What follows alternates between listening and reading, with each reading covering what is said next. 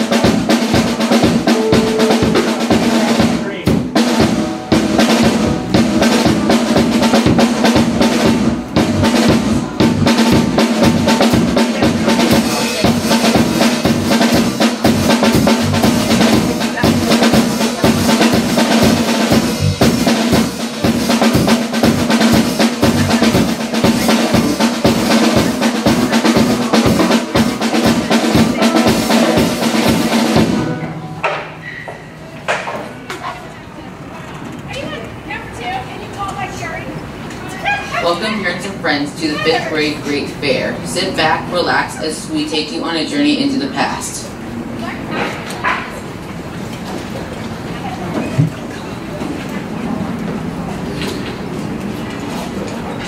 Hey Ria and Miles, why are you both dressed like that? Well, Willow, coming up in June is the 5th grade 2nd annual Colonial Days. We are trying out our outfits for the big day. Colonial Days? What's that? It's one of the highlights of 5th grade that culminates our year-long study of the 13 colonies. Yeah, you should stop by. We will be churning butter, dipping candles, and even playing colonial games. Oh yeah, the 13 colonies. Didn't they start with a settlement in Jamestown? They sure did, with a man named John Smith.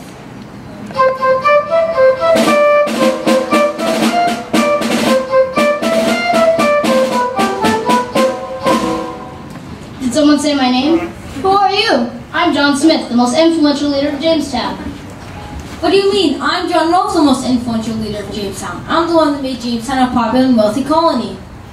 Your tobacco cash crop never would have flourished had I not made peace with the natives of this land. That's preposterous. Whoa, wait a minute. John and John, you were both important in the first establishment of the settlement in the Americas. Yeah, John Smith. You forced everyone to work and do their part in order to survive and thrive, even amongst disease and starvation taking over the settlement. And John Rolfe, you are the reason why so many colonists came to Jamestown. The king is coming! The king is coming! All hail the king!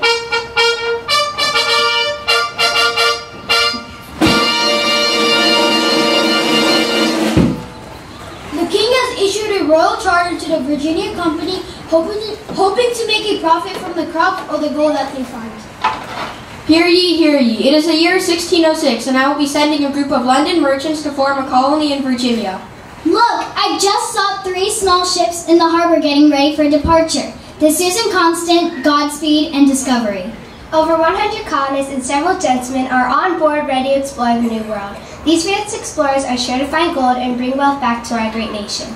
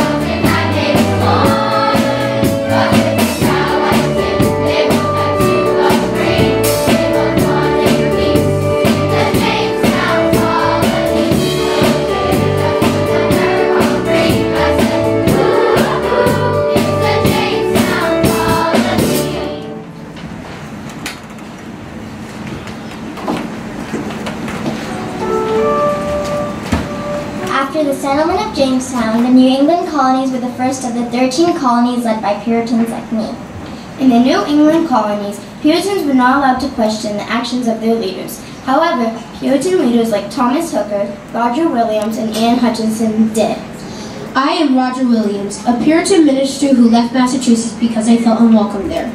I stopped many Puritans as I believe people of different faiths could practice their religion as they please. Thank goodness you all spoke up and disagreed. You went on to found Providence, Rhode Island, where all religions are welcome. If you thought that was courageous, wait till you meet Thomas Hooker. I am Thomas Hooker, a Puritan minister who left Massachusetts because I believe that each church should be independent and choose its own leaders. As a result, I founded the settlement of Hartford, Connecticut. It wasn't just men who disagreed with the Puritan leaders, women did too, especially me, Anne Hutchinson, the mother of 15 children, and the founder of Portsmouth, Rhode Island. Anne was admired by the Puritans for her ability to nurse the sick and hold evening prayer meetings in her home that were less strict and rigid than going to church. If it were not for those three, who knows what our churches would hold. Well, it didn't stop there. Fighting also occurred between colonists and Native Americans as the colonies grew, and there was even also a witch scare.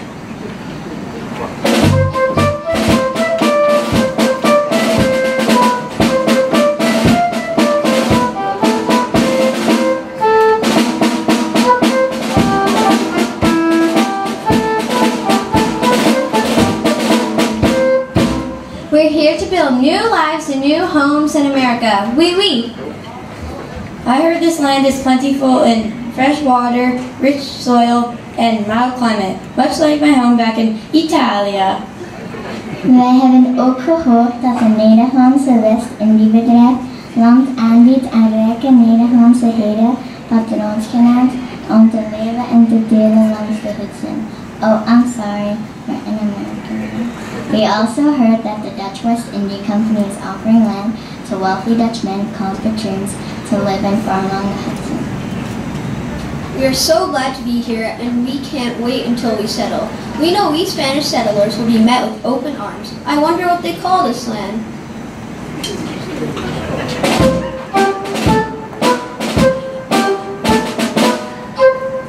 I'm glad you asked. We call this New Amsterdam. Who are you? I'm Peter Minuit, the first governor of this colony. I bought this whole island of Manhattan for $24 and some goods from the Lenape. Wow, the Lenape let you buy the land? I thought they believed that land could be used, not owned. You're right, they do believe that. In fact, they were very upset with my purchase. For several years, Native Americans and colonists did not get along.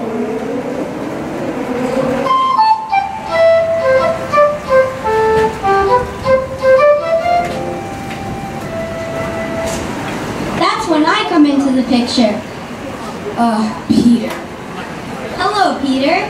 We are both named Peter, but how can we tell you apart? All of you colonists are either named Peter, John, or Mary. I am Peter Stuyvesant, the new governor of New Netherland. I captured the lands of New Sweden and threatened a war against England.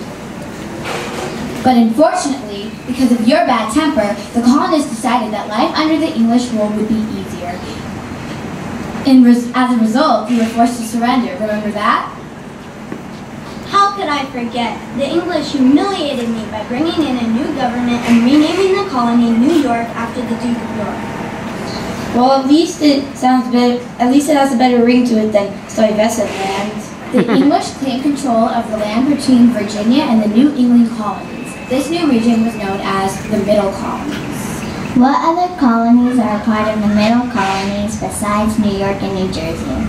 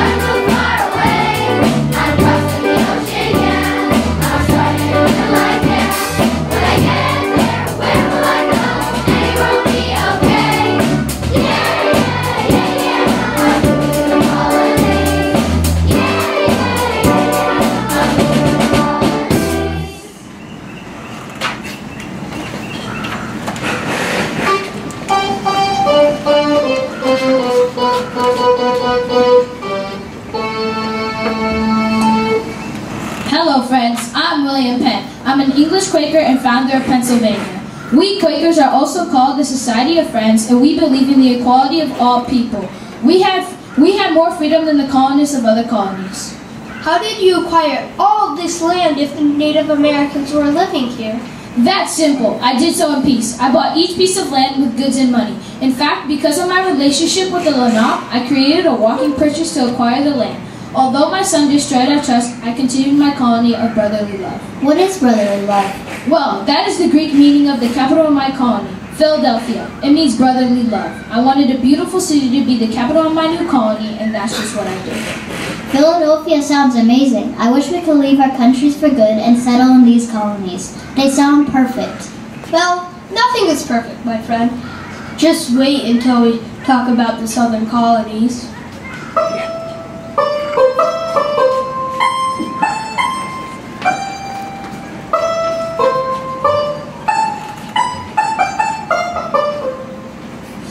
The success of Jamestown and the Middle Colonies proved that English colonies could do well in North America. The money made from growing tobacco was making England even wealthier, so the rulers of England began granting permission for us to start colonizing on the part of America south of Virginia. Virginia was successful because of the Virginia Company's leadership. In 1619, the first election of Southern lawmakers took place. Hear ye, hear ye. All free male colonists who own land in Virginia are allowed to vote for a new assembly, the House of Burgesses. 2 representatives or burgesses will be elected for each colony settlement. The House of Burgesses made laws, set the prices of goods, and presented colonist views to the royal governor. Royal governor? What's that? Well, King James I made Virginia a royal colony. He appointed a royal governor and said the House of Burgesses could keep some powers, such as calling for taxes. But the House of Burgesses wasn't really allowed any self-government until 100 years later.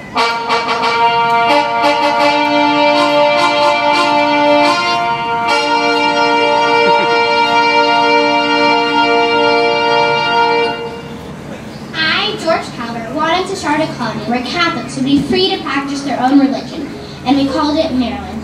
Then, King Charles II gave huge chunks of land to aid his friends, and this land became the Carolinas. Ah, King George, what a generous king you were. I am James Oglethorpe, a wealthy member of the English government. I've noticed that the debtors in jail are simply wasting England's resources. So I ask you for a charter to start a colony in America which would help debtors and the poor find work.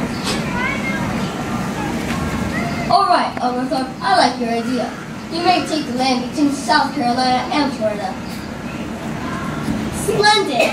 I shall take about 120 ex-prisoners to the new colony and we shall call it Georgia after you, King George I.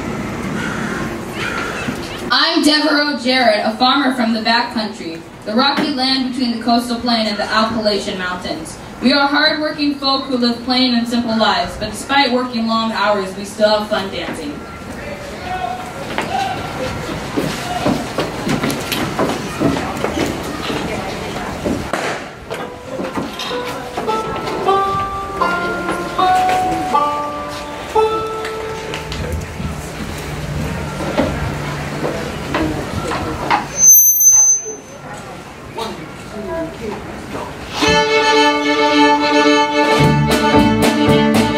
On the wharf he had a house.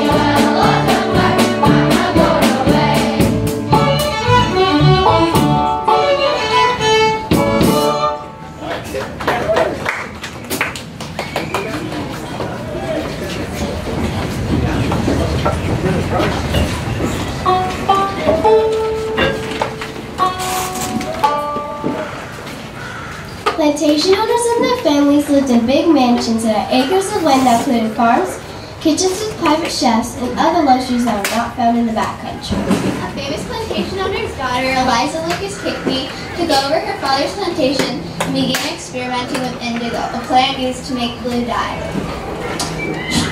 She grew successfully, and indigo became a main cash crop of the southern colonies. It was actually common for women to take over plantations. Unfortunately, although they were not allowed to be in charge of land and money, women were not allowed to vote. Injustice was rampant in the southern colonies. The Tidewater, a strip along Virginia's coast that was often flooded, made the land fertile and perfect for growing tobacco. Along with tobacco, the colonists grew other cash crops such as rice, peaches, and apples. Those cash crops sure brought in a lot of money.